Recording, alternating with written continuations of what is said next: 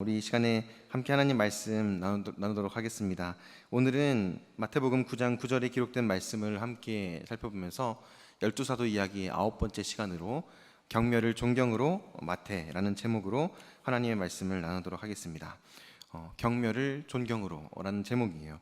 경멸을 존경으로라는 말씀에서 우리가 이 제목에서 알 수 있듯이 뭔가가 변화되었다라는 것을 딱 떠올릴 수가 있는 것 같습니다. 예수를 만난다라고 하는 것, 예수를 만났다라고 하는 것은 자연스럽게 변화를 하게 된다라는 것을 우리가 신앙생활하면서 참 많은 경험을 통해서 알고 있고, 또 주변에 있는 많은 사람들의 변하는 모습을 통해서 확인하는 진리 중에 하나입니다. 예수를 만난다는 것은 변화를 수반하는 거죠. 특별히 오늘 우리가 읽은 본문 말씀을 통해서 이 예수를 만나서 변화된 한 사람을 또 살펴보도록 할 텐데요.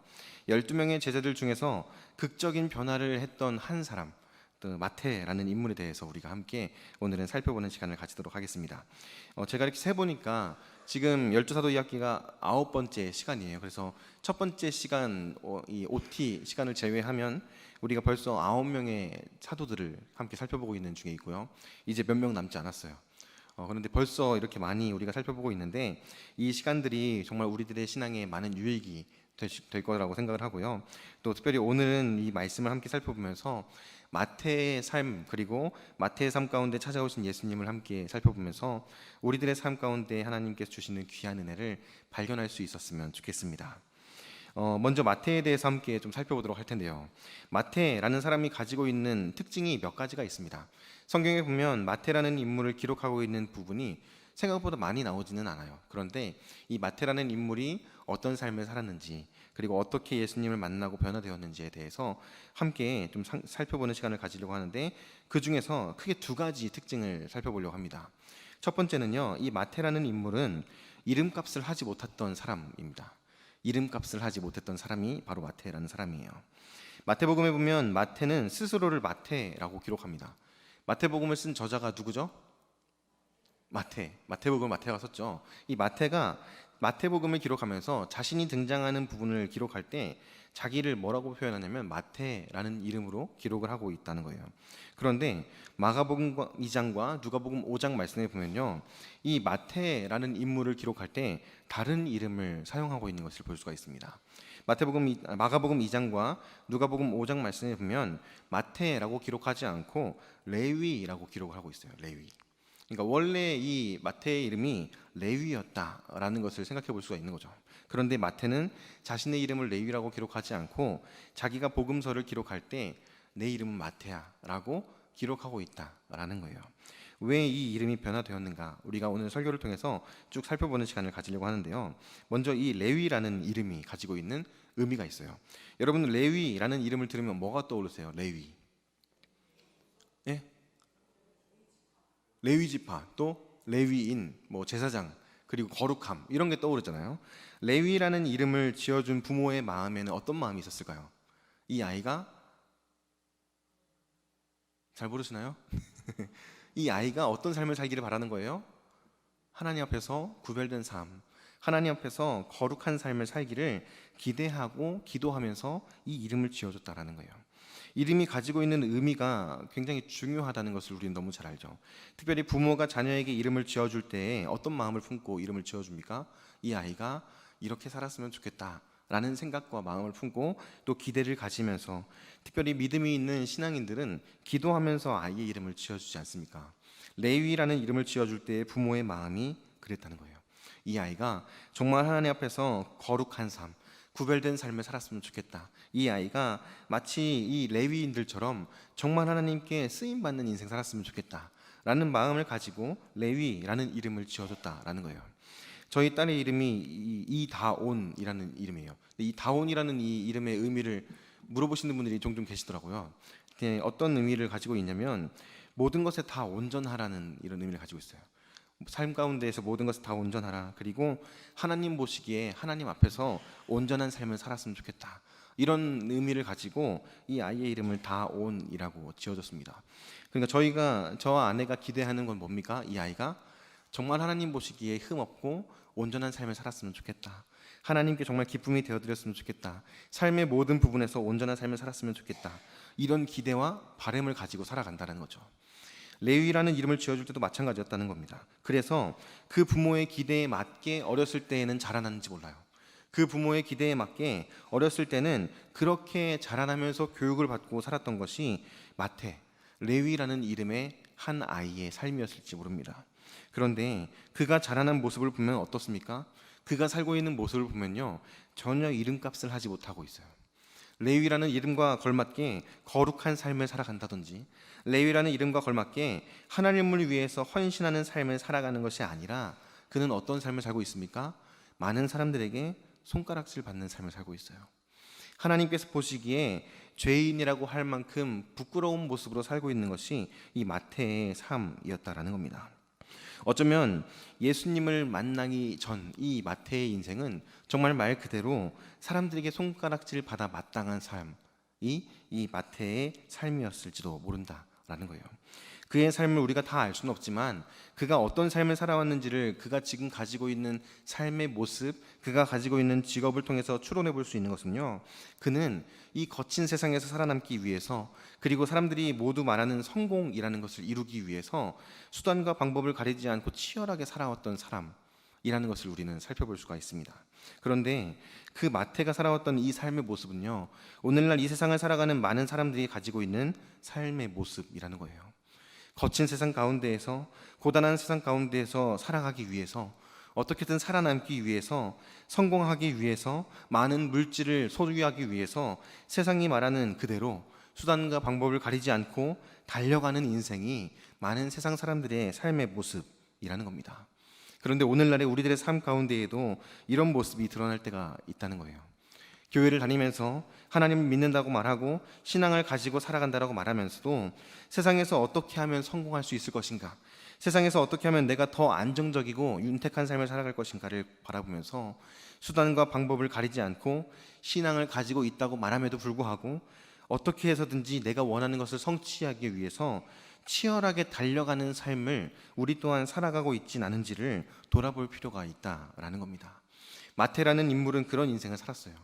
부모가 바라는 인생, 부모가 기대하는 인생, 그 이름을 지어주면서 소망했던 인생이 아니라 많은 세상 사람들이 살아가는 그저 그런 인생, 치열하게 몸부림치면서 살아가는 그런 인생을 살았던 것이 이 마태의 인생이었다라는 겁니다. 오늘날에 우리가 이 말씀 앞에서 스스로에게 한번 질문을 던져봤으면 좋겠습니다. 나는 어떻게 살아가고 있는가? 나는 내 이름에 걸맞는 삶을 살고 있는가? 이것을 한번 질문해 봤으면 좋겠어요. 여러분들이 가지고 계시는 이름의 뜻은 무엇입니까? 부모님이 신앙이 있으셔서 부모님이 지어준 이름을 가지고 살아가는 사람들은 아마 대부분 신앙과 관련된 이름을 가지고 살아갈 겁니다. 대부분 하나님 앞에서 어떻게 살아가야 할 것인지, 하나님께서 이 아이를 어떻게 키워주실 것인지, 이런 기대감을 가지고 그 이름을 아주 진지하게 지어줬던 것이 우리들의 이름일 거예요. 그 이름에 걸맞게 지금 우리는 어떻게 살아가고 있는가 하는 거예요. 그리고 내가 살아가는 삶 가운데에서 나의 육신의 부모님이 나의 이름을 지어준 것을 떠나서 예수 그리스도가 나에게 새 생명 주시면서 하나님께서 우리들에게 주신 이름이 있지 않습니까? 그리스도인이라는 그 이름에 나는 걸맞는 삶을 살아가고 있습니까? 정말 하나님께서 보시기에 우리에게 구원의 은혜를 베풀어 주시고 우리에게 너는 이제부터 그리스도인이야 라고 그 이름을 지어주실 때 하나님께서 품고 계셨던 기대와 하나님께서 품고 계셨던 그 소망과 하나님의 꿈과 하나님의 마음에 합당한 삶을 지금 살아가고 있느냐 하는 거예요. 어쩌면 이 질문 앞에서 우리는 나는 그렇지 못하는 것 같습니다, 나의 삶도 마태와 같이 이름값을 하지 못하는 것 같습니다 라고 대답을 하는 분들이 계실지도 모르겠습니다. 바라기는 이 말씀 앞에서 우리 스스로를 돌아보면서 하나님, 내가 정말 하나님이 나에게 주신 그 이름에 걸맞는 삶 살아가기를 원합니다. 하나님, 내가 그 이름에 걸맞는 삶을 온전하게 살아낼 수 있는 은혜를 주옵소서라고 기도하는 이 시간, 그리고 하나님 앞에 결단하는 이 시간 될 수 있기를 바랍니다. 우리가 오늘 말씀을 통해 살펴보고 있는 이 마태라는 인물, 그가 가지고 있는 삶의 특징 중에 두 번째 특징은요, 그는 참 외로운 삶을 살았다라는 거예요. 외로운 삶을 살았던 인물이 바로 이 마태라는 인물입니다. 스위스의 유명한 심리학자이자 그리고 이 정신 분석학의 권위자인 폴 투르니에가 이런 말을 남겼습니다. 외로움이야말로 현대의 가장 치명적인 병이다 라고 말했어요. 그리고 우리가 잘 알고 있는 빌리 그레이엄 목사님도 이렇게 말했어요. 외로움이야말로 인간이 해결해야 하는 가장 큰 문제다 라고 말했습니다. 현대사회를 살아가는 현대인들의 삶 가운데 외로움이라는 이 문제는 굉장히 심각한 문제 중에 하나예요. 외로워서 스스로 목숨을 끊기도 하죠. 외로워서 그 고통을 이겨내지 못하고 마음의 병을 얻기도 합니다. 외로워서 그 고통이 내 신체에까지 영향을 미쳐서 실제로 육체적인 병까지 갖게 되는 것이 오늘날 현대사회를 살아가는 사람들의 모습이라는 거예요. 마태의 삶은 말 그대로 외로움 그 자체였던 삶이었어요. 우리가 잘 알고 있는 이 마태의 직업은요, 세리라는 직업을 가지고 있었습니다. 당시에 세계를 지배하고 있었던 제국은 로마 제국이죠. 이 로마 제국은 이스라엘을 통치하면서 그 이스라엘에게서 원하는 것이 있었어요. 그게 뭐였냐면 세금이었습니다. 이스라엘을 지배하고 그들을 다스리면서 그들이 가지고 있는 물질, 그들이 가지고 있는 많은 것들을 착취해 가는 것이 지배국의 역할이었죠.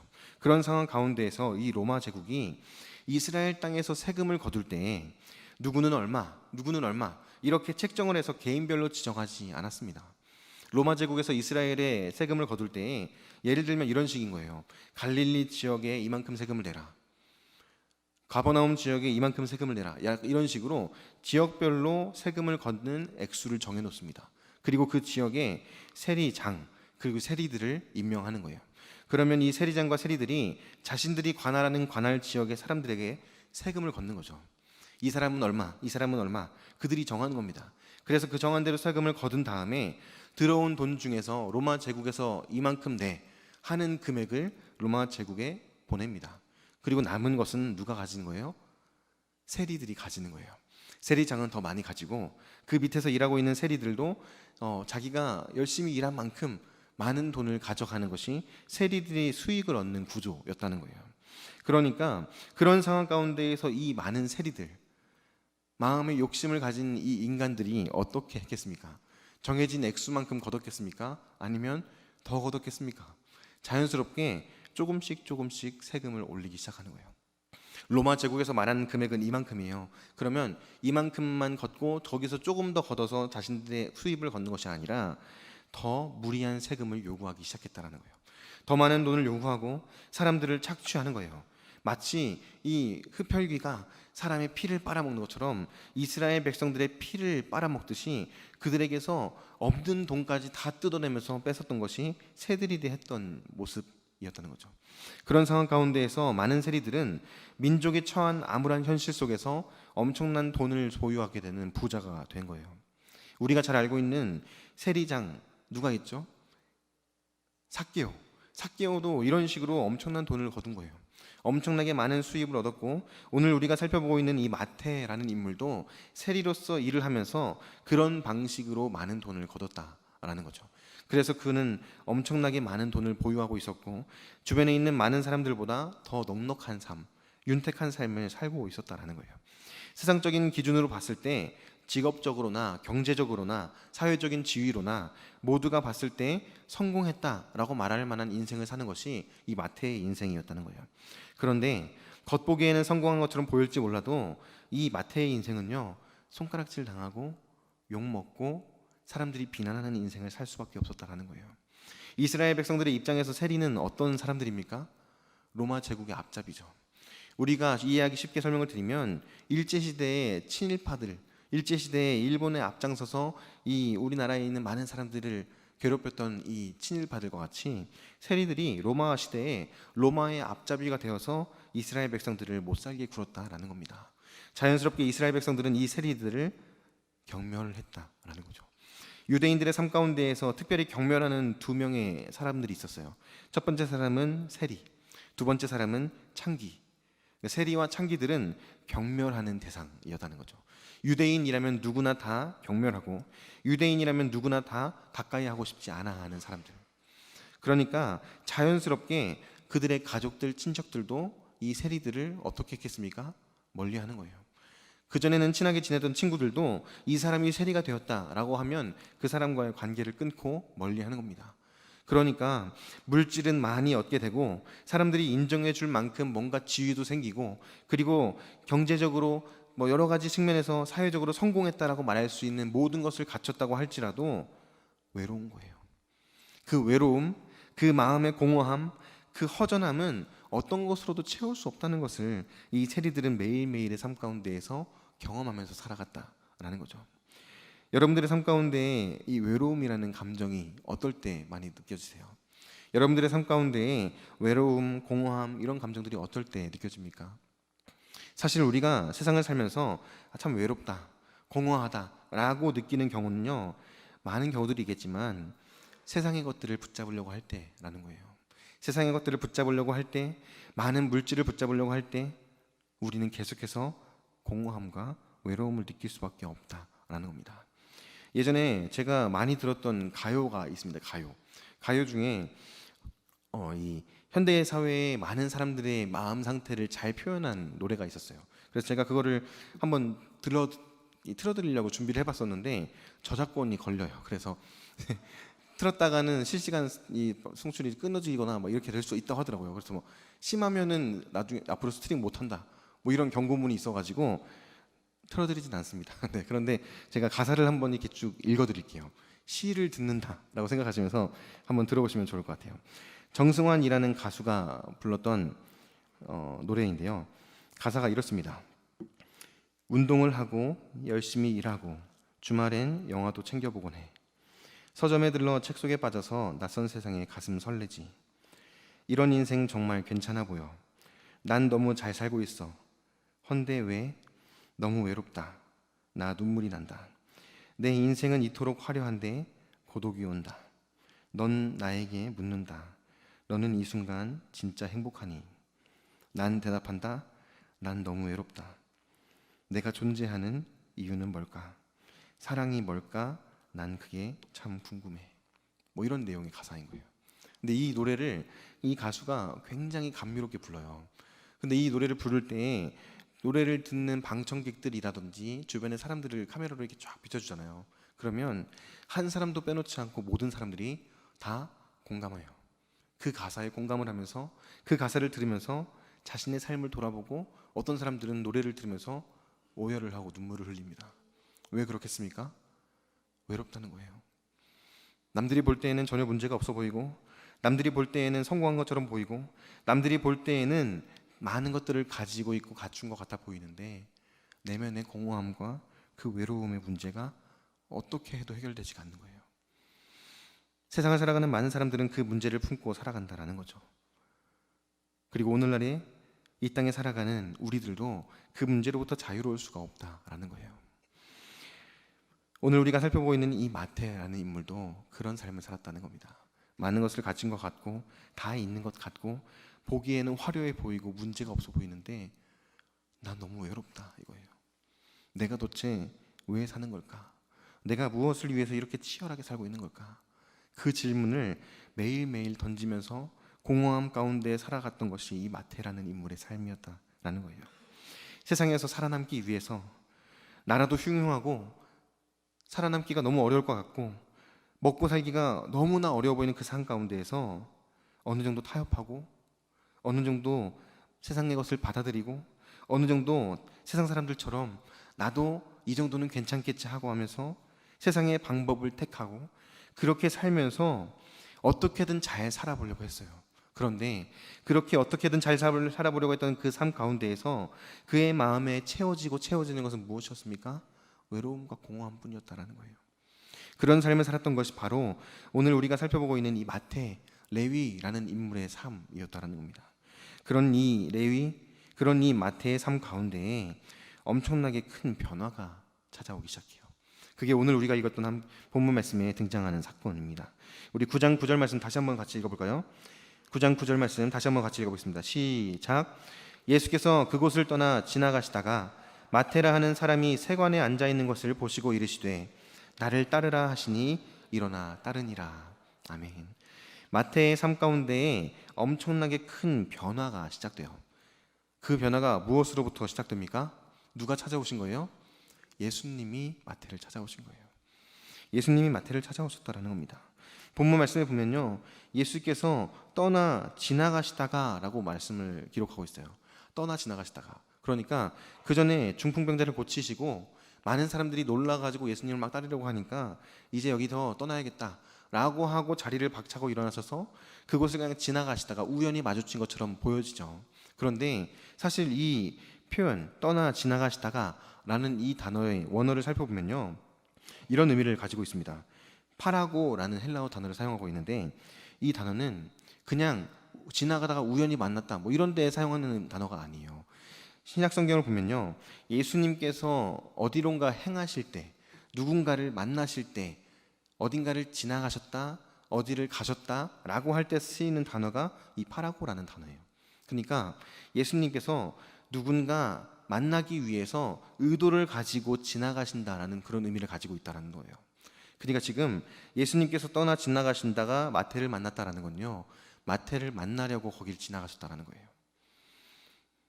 공허한 인생을 살아가던 마태 가운데, 이름과는 전혀 관계없는 삶을 살아가던 마태 가운데, 세상에서 어떻게든 잘 살아보려고 자기의 힘과 노력, 자기의 능력으로 어떻게든 성공한 인생 살아보려고 몸부림치던 그 마태의 삶 가운데 예수님께서 친히 찾아가셨다라는 겁니다. 예수님께서 찾아가셨어요. 그리고 예수님께서 찾아가셔서 마태를 만나시고 그의 삶 가운데 변화가 시작되었다라는 거예요. 근데 여기서 우리가 생각해 볼 수 있는 것이 무엇이냐면요, 마태는 변화할 만한 어떤 자격을 갖추지 못했어요. 변화될 만한 어떤 준비가 되지 않았어요. 예수님께서 찾아오셔서 예수님을 맞이할 준비를 하고 있다가 만나서 예수님의 말씀을 듣고 예수님을 영접하고 변화된 삶을 살기 시작한 게 아니었어요. 본문에 보면요, 마태가 지금 어디에 앉아있다고 말합니까? 세관에 앉아있는 것을 보았다라고 말해요. 세관이 뭐 하는 데죠? 세리 직장이에요. 세리가 세금 걷는 자리, 사무실, 영어 성경에 보면요, 오피스라고 쓰여 있어요. 텍스 오피스. 그러니까 지금 직장에서 일하고 있는 거예요. 세리가 하는 일이 뭡니까? 부당하게 세금을 매겨서 세금을 걷고 그 돈을 자기 주머니에다가 채우는 게 세리가 하는 일이었어요. 예수님께서 마태를 만나기 위해서 지나가시다가 마태를 만나시는 그 순간에 마태는 어디에 앉아 있었습니까? 세관에 앉아 있었다는 거예요. 여전히 죄 짓는 자리에 있었다는 거예요. 여전히 하나님께서 보시기에 부족한 자리에 그대로 서 있었던 것이 이 마태라는 거예요. 어떠한 자격을 갖춰서가 아니에요. 무엇인가 준비가 돼서가 아닙니다. 죄인 되었을 때, 그때 예수님이 마태를 찾아오셨다는 거예요. 로마서 5장 8절 말씀, 우리가 너무나 잘 알고 있는 말씀이죠. 로마서 5장 8절에 보면요, 이렇게 기록되어져 있습니다. 우리가 아직 죄인 되었을 때 그리스도께서 우리를 위하여 죽으심으로 하나님께서 우리에 대한 자기의 사랑을 확증하셨느니라. 우리가 아직 죄인 되었을 때, 저와 여러분들이 아직 죄인 되었을 때 예수님께서 찾아오신 것 기억하고 계십니까? 저와 여러분들이 죄인 되었을 때 아직 뭔가 자격이 있지 않고 준비가 되지 않고 하나님 보시기에 여전히 죄인일 때, 그때 우리를 찾아오셔서 만나주셨던 그 예수님, 그때의 그 감격과 그 은혜를 기억하고 계십니까? 기억 못하십니까? 어쩌면 우리가 세상 가운데 살면서 그 예수님의 은혜, 그 예수님께서 나를 찾아오셨던 그때의 그 감격, 그걸요 다 잊어버리고 있는지 몰라요.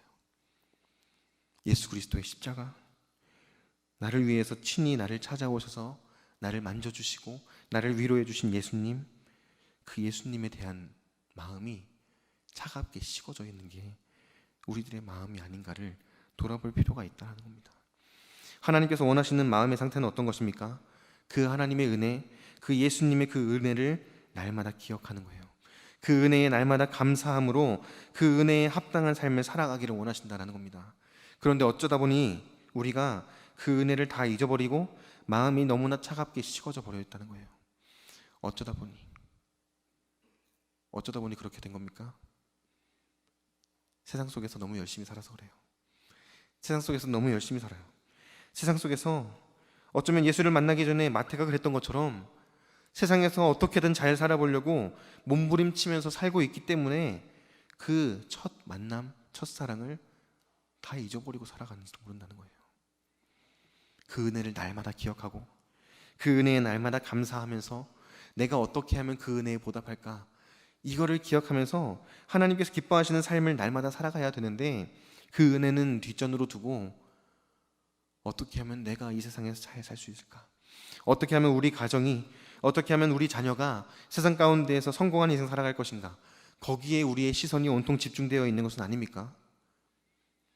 바라기는 우리 말씀 앞에서 하나님께서 원하시는 삶을 선택할 수 있기를 바랍니다.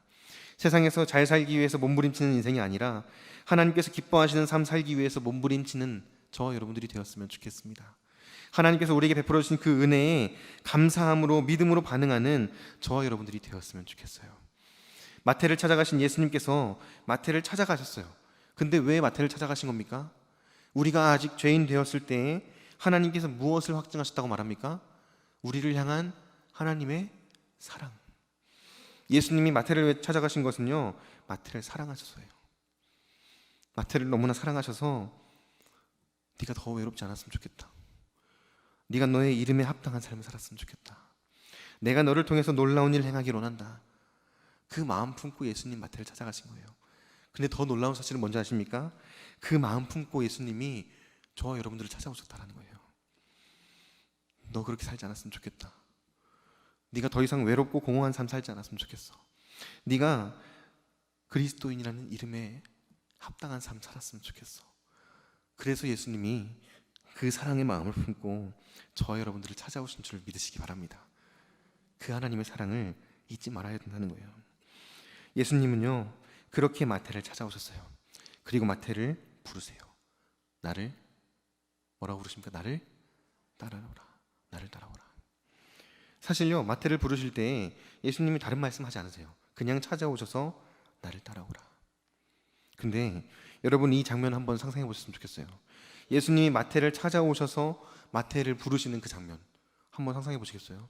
세관이면 사람들이 많았을 겁니다. 많은 이스라엘 백성들이 와서 조금만 깎아달라고 아우성치기도 했을 거고, 세금이 부당하다고 화를 내기도 했을 거고, 많은 사람들이 그 세관에서 시끌벅적 어수선하게 난리를 치고 있었을 거예요. 그리고 많은 세리들은 자기 자리에 앉아서 이스라엘 백성들을 외면하고 차가운 눈초리로 바라보면서 어떻게든 그 돈 더 뺏어보려고 혈안이 되어 있는 상태로 세관에서 업무를 보고 있었을 거예요. 거기 예수님이 지나가시는 거예요. 예수님이 걸어가세요. 한 걸음 한 걸음 걸어가세요. 예수님의 발걸음은 누구를 향하고 있습니까? 많은 사람들 중 마태를 향하고 있어요. 그렇게 어수선한 상 가운데에서 예수님의 시선은 누구를 향하고 있습니까? 많은 사람들 중 마태를 향하고 있어요. 그렇게 예수님은 걸어서 발걸음을 옮기시고 시선을 마태를 향해서 계속해서 고정하시면서 그에게 다가오시는 거예요. 그리고 마태와 눈을 마주치고 뭐라고 말씀하시는 겁니까? 나를 따르라. 나를 따르라.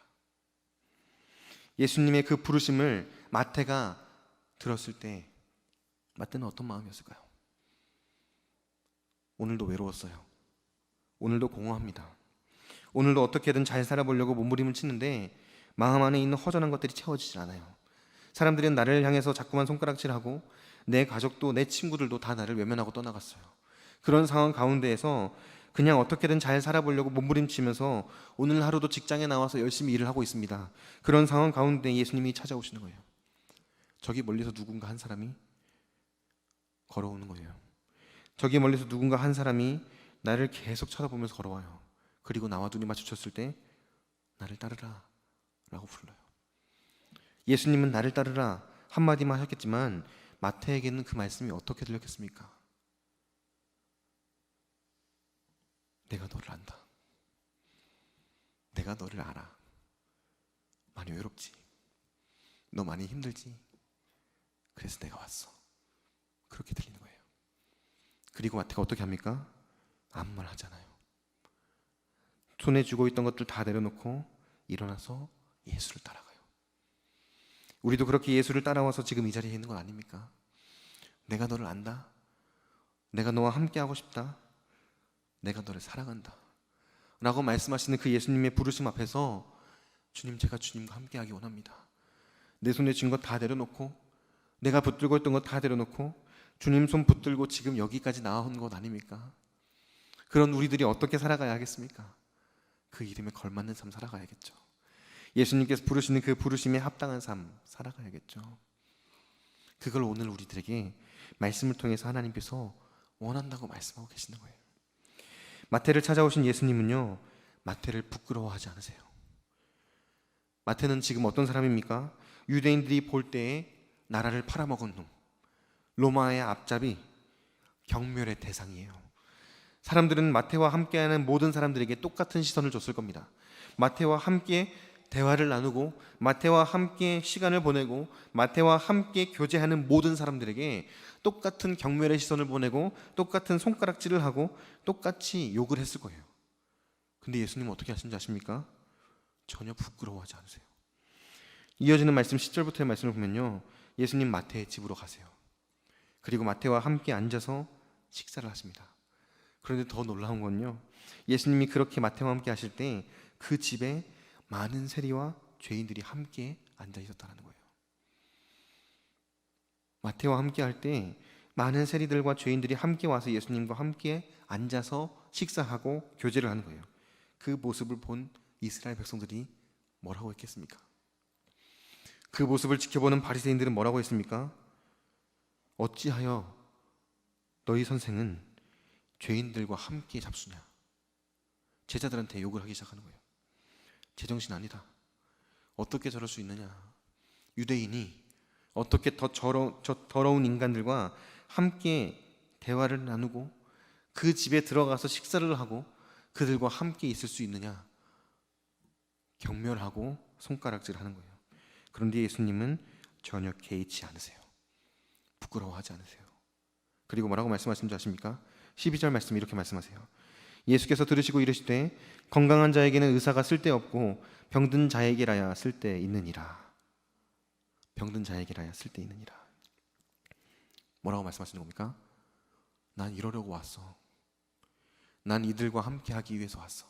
난 이들을 위로하고 난 이들을 구원하기 위해서 여기 온 거야 라고 당당하게 자신의 뜻을 밝히시는 거예요.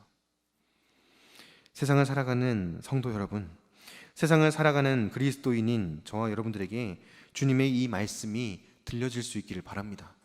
세상은요, 그리스도인들을 어떻게 바라보겠습니까? 조롱하겠죠. 손가락질 할 겁니다. 우리가 살아가는 세상은 앞으로 더 믿음 지키며 살아가기 어려워질 겁니다. 뭐하러 그렇게 시간을 낭비하느냐? 뭐하러 그렇게 돈을 낭비하느냐? 뭐하러 그렇게 인생을 낭비하느냐? 믿지 않은 많은 사람들은 그리스도인들을 바라보면서 그렇게 이야기할 겁니다. 그리고 손가락질 하겠죠. 멍청하다고, 어리석다고, 인생을 즐기기에도 시간이 없는데 저기 가서 뭐 하는 거냐고. 그런 우리들을 예수님은 어떻게 하신다고요? 부끄러워하지 않으세요. 그리고 함께 하시면서 내가 너희들 때문에 여기 온 거야 라고 말씀하고 계신다라는 겁니다.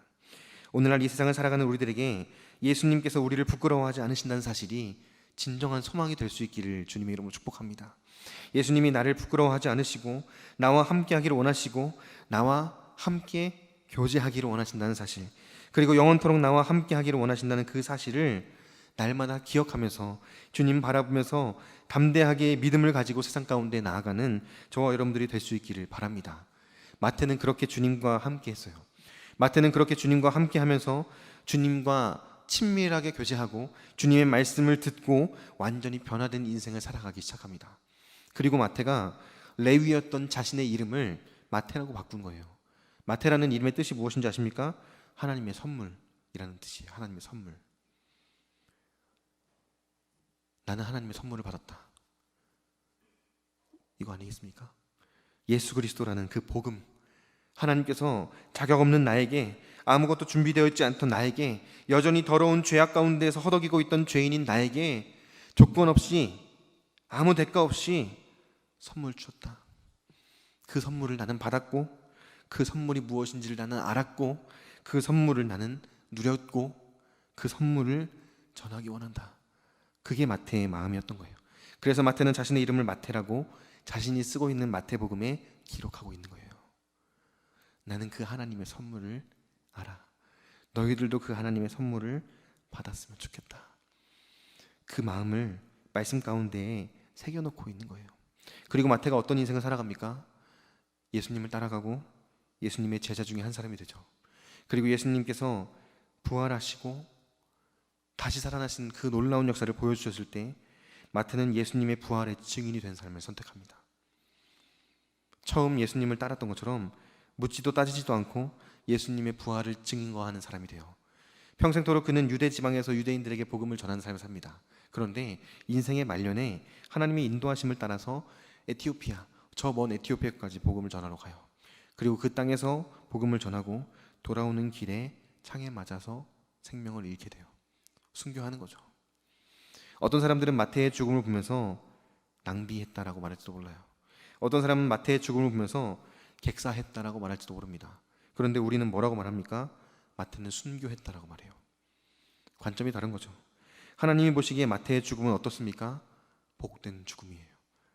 너무나 영광스러운 죽음입니다. 왜 그렇습니까? 복음 전하기 위해서 헌신하는 삶을 살다가 죽었기 때문이에요.